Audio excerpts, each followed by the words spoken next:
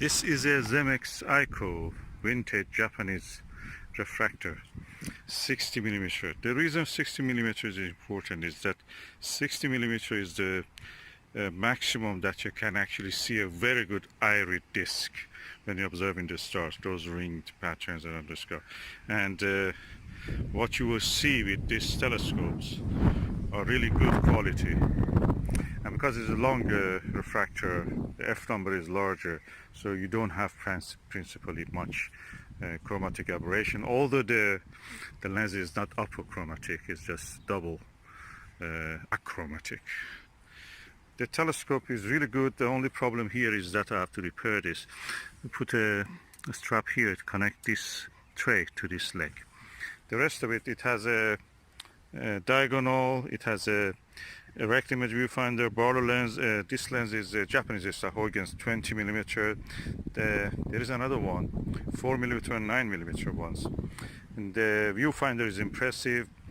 I built a lens cap for it, but there is no lens cap on this. And the view, I must say, that is good. It's good. It's impressive, better than what I thought.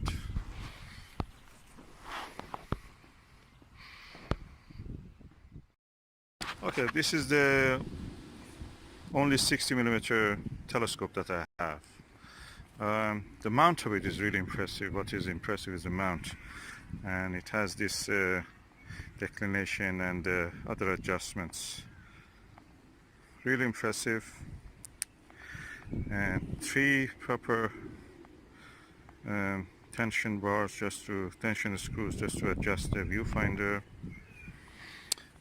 The mount is at the edge of being portable and or difficult, so it is really nice in that sense.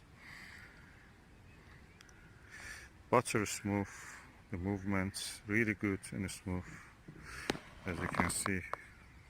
Quite easy to move it around.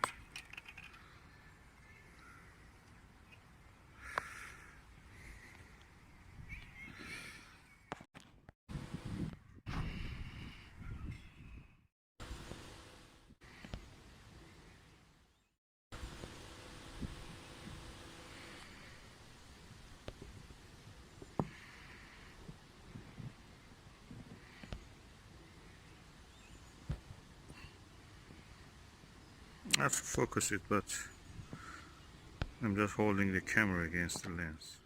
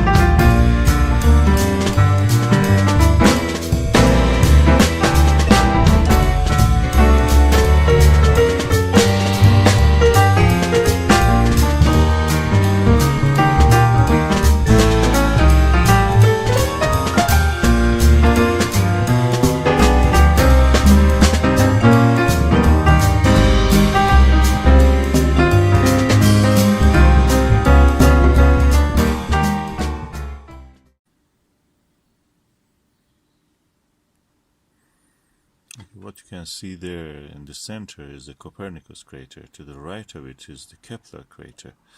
And the dot, tiny dot to the right of that Kepler, near the edge of the white area, where the down to it a little lower is a black dot, that's Grimaldi. That tiny white dot is the magnetic anomaly called Rainer Gamma, or Reiner Gamma. As you can see, the thin layer of cloud exists in the sky, is moving. It's mist practically. And yeah, the Italy-shaped area to the top is the Jura Mountains, and you can see a tiny dot also in that Jura Mountains called Plato, actually, crater Plato, the philosopher.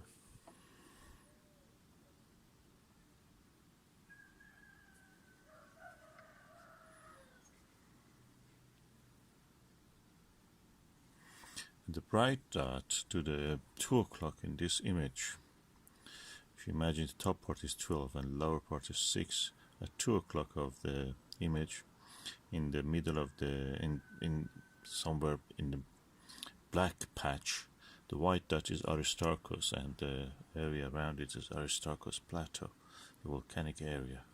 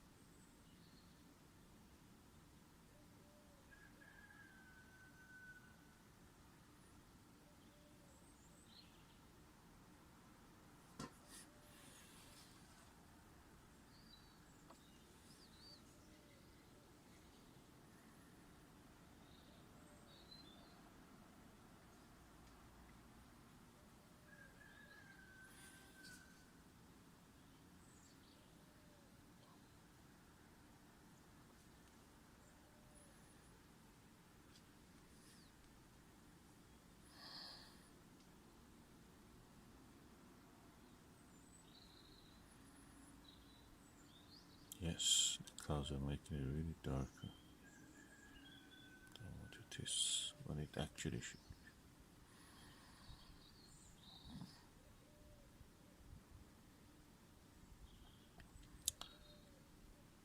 be. Yeah, and the circular feature, black circular feature on the top at 12 o'clock is the big black circle, is the Mare